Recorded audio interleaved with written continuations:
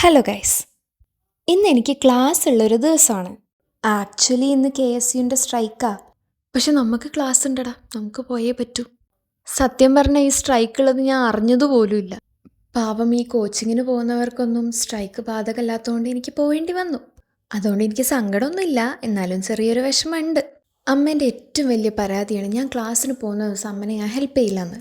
അപ്പം ഞാൻ വിചാരിച്ച് അതങ്ങ് മാറ്റി കൊടുത്തിട്ട് എനിക്ക് കൊണ്ടുപോകാനുള്ള ഐറ്റത്തിൽ ഒരു ഐറ്റം ഞാൻ ഉണ്ടാക്കാമെന്ന്.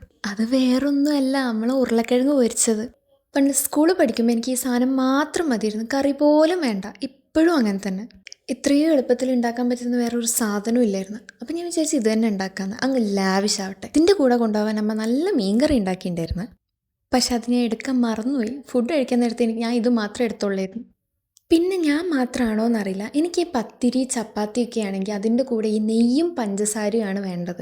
അല്ലെങ്കിൽ പിന്നെ നല്ല ചിക്കൻ കറി അല്ലെങ്കിൽ നല്ല കടലക്കറി ഉണ്ടെങ്കിൽ ഞാനത് അങ്ങനെ കഴിക്കും. ഇവിടെ അമ്മ പത്തിരീൻ്റെ കൂടെ ഇഷ്ടുക്കറി ഉണ്ടാക്കിയത്.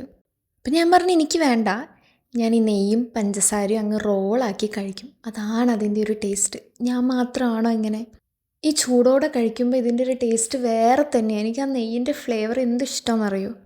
ഒരു 3 എണ്ണമൊക്കെ കഴിച്ച് നിർത്തണം എന്ന് വിചാരിച്ച, പക്ഷെ ഞാൻ എത്ര എണ്ണം കഴിച്ചെന്ന് എനിക്ക് പോലും അറിയില്ല. അത്രയും ഞാൻ കഴിച്ചു. ചില സമയത്ത് നമ്മൾ ഡയറ്റൊന്നും നോക്കരുത്. അപ്പോൾ ചാനൽ ഇഷ്ടപ്പെട്ടാൽ ലൈക്ക് ചെയ്യുക, ഷെയർ ചെയ്യുക, സബ്സ്ക്രൈബ് ചെയ്യുക. ബൈ.